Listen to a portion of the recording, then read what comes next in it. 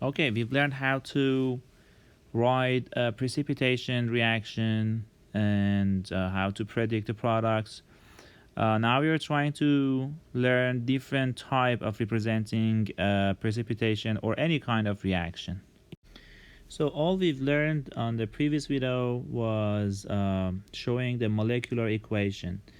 Well, the name is not exactly right. Well, that's how we call it, but it's we know that it's not molecular compound, it's ion, but still we call it molecular equation because we're using the two ion pairs, and that's what they call it. Okay, so it's a molecular equation. That's what we were doing in the previous video. That's how we the way we write that is molecular equation.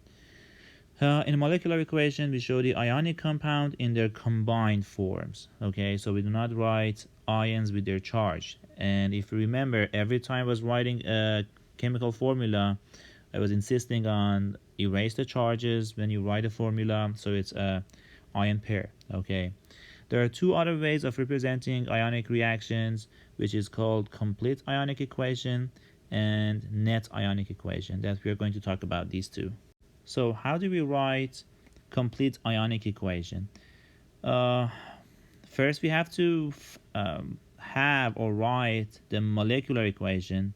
Then we write all the soluble ionic compounds, the ones that has AQ on it, like the phase that we write AQ, all the soluble ones, and we write them in separate ions. Okay, because we already know that if it's soluble, we've learned about hydrated ions. When a soluble ionic compound, when you dissolve it in the solution, it's dissociated into its ions. So at that point, basically we do not have the ion pair. For example, we do not have NaCl. We have Na free in the solution and Cl free in the solution. Okay, so what do we mean? Let's have our example from the previous video, potassium phosphate and iron 3 acetate. I write the molecular equation on the slide first. So here is the reaction from the previous video. I didn't want to spend time because we've already practiced that, so I just rewrite the balanced, well, it's not balanced, so we need a 3 here. So now it's balanced chemical equation for potassium phosphate and iron 3 acetate. Okay, so how do we write complete ionic equation? We said we write all soluble ions, soluble ionic compound as ions. Okay, so all the soluble ones. So potassium phosphate is AQ, it's soluble. So how many potassium? We write just the ion. So the ion is potassium plus, and you have to know the charge. It's the first group metals, so you know all the first group makes +1 ions. Okay, and potassium is potassium +1. And how many of that do we have? So you have a 3 here, which means this ion pair has 1 phosphate and 3 potassium. Okay, so when you're writing the ionic equation, doesn't matter if it's complete ionic equation or net ionic equation that we're going to talk about. When you're writing the ionic equation, you want to say you have 3 potassium. You do not write 3 here.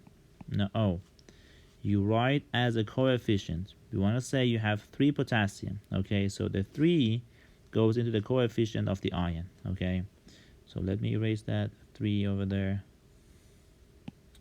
Okay. And what is the phase? Well, it's hydrated ion, right? It's soluble, so it's AQ. So you write each ion separately. Okay, so you have 3 potassium. How many phosphate do you have? You have only 1, right?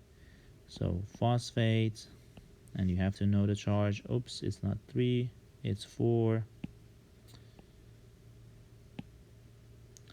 Okay, so PO4, 3 minus AQ. The next one, iron. How many iron do you have? You have 1.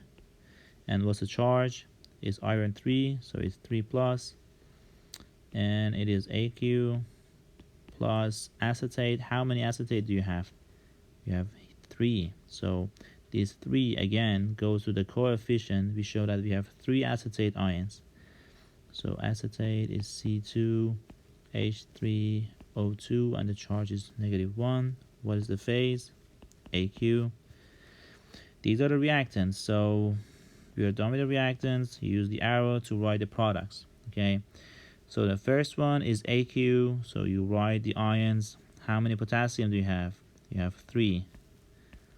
So 3 potassium, AQ, and you have 3 acetates,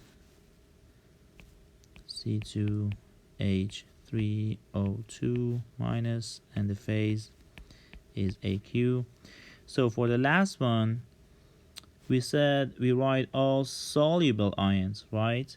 So this is S, it's a precipitate, and we know a precipitate does not have free ions in the solution because it's a precipitate. It's called precipitate. It's insoluble, okay? So you cannot have free separate ions because it's a solid and it's in ion pair close together, okay? So we cannot write ions for that. So it's FePO4S. You just keep it as it is. It's intact, okay? So you just write whatever you have in S, L, or gas, you just don't separate it, okay? Anything you have in AQ, you have in aqueous solution, you can write in separate ions. But you do not touch S, L, or G. So you write this as it is, okay? So this is called complete ionic equation. That's how we write complete ionic equation. You write all the soluble ionic compounds, you dissociate it into its ions. If something like this, if you have subscript that shows you have 3 potassium ion, you write these 3 as a coefficient to say you have 3 potassium ion. It is wrong to write K3 plus. That is wrong. You cannot write it like that, okay? So this 3 shows that you have 3 potassium ions. So you have to write it as a coefficient. And you write all of it, which has AQ, and you keep the ones that has S, L, or G. Okay, let's have another example.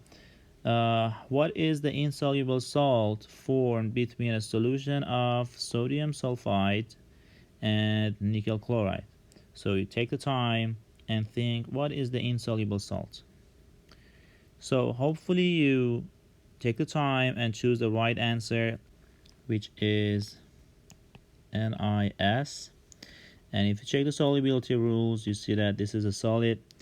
So in order to find the answer, you have to write the molecular equation first. So we have our reactants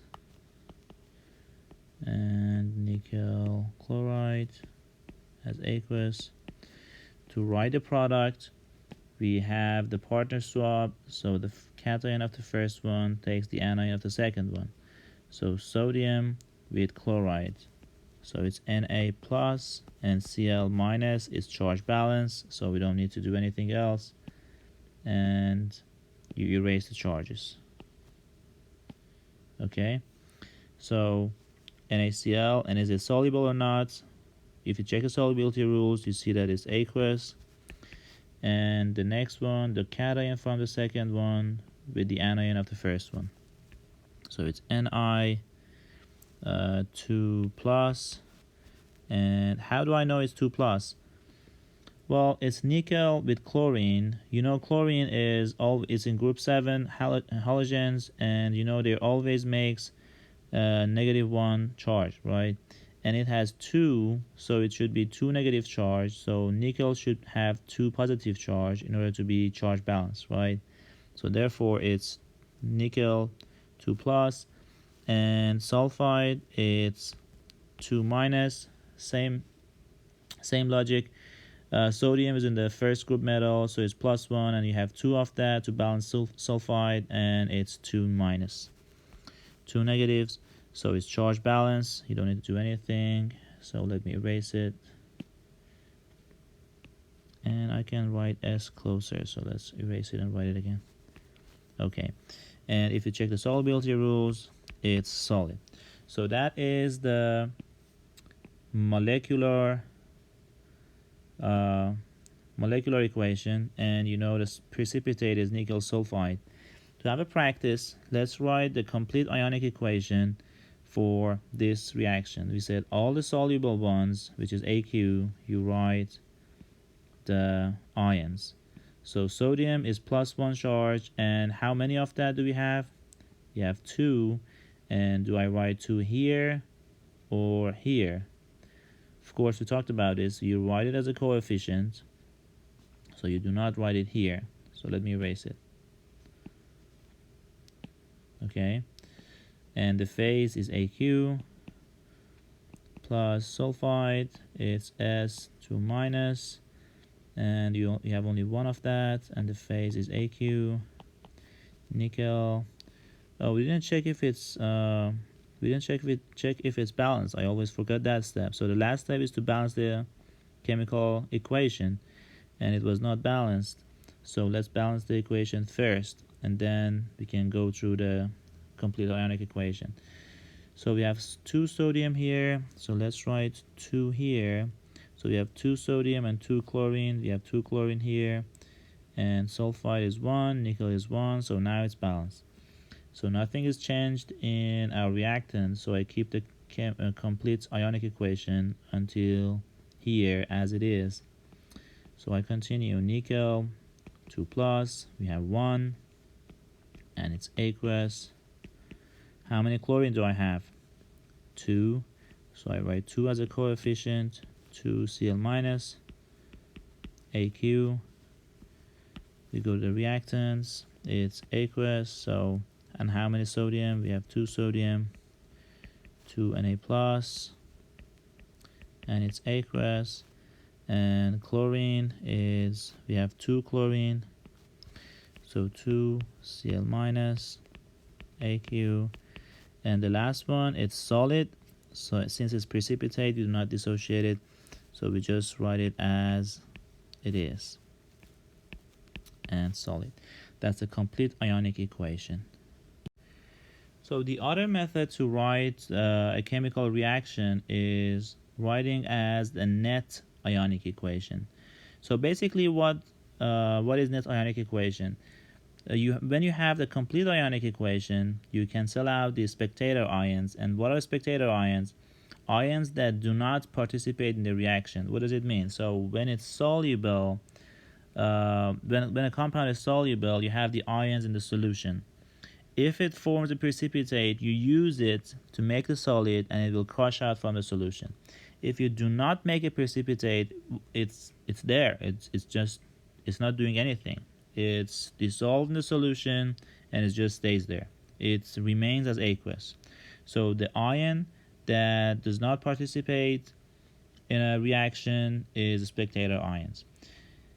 So when you have the complete ionic equation, if you cancel out the spectator ions, what remains is the net ionic equation.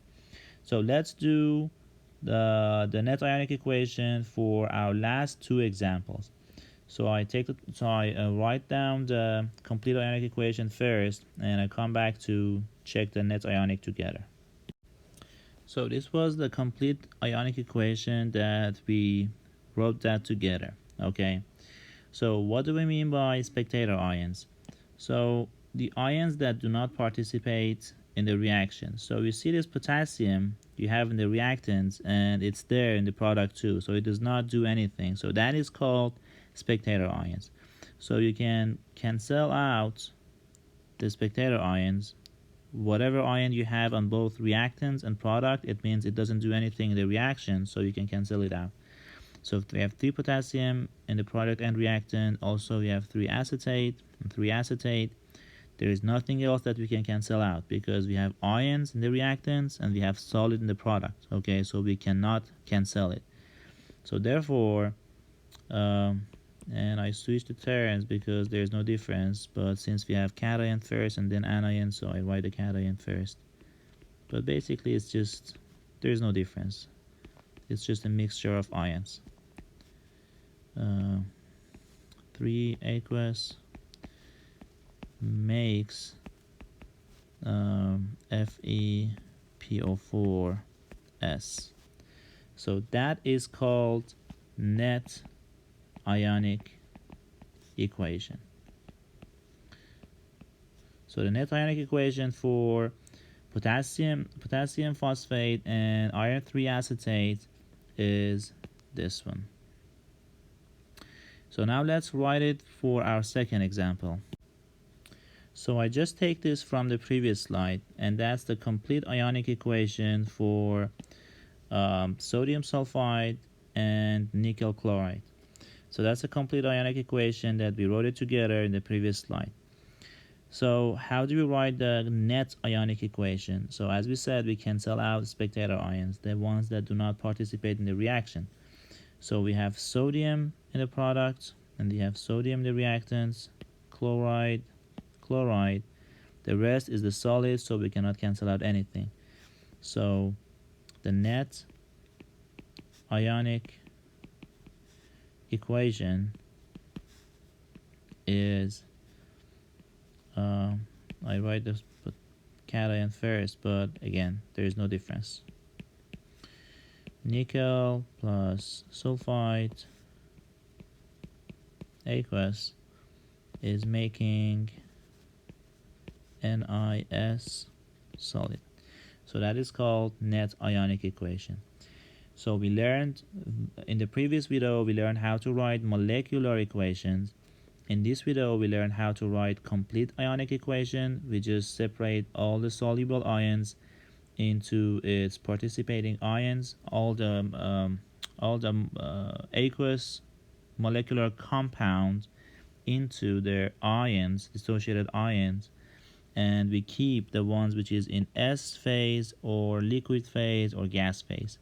For net ionic equation, you cancel out all the spectator ions, and what's left is the net ionic equation.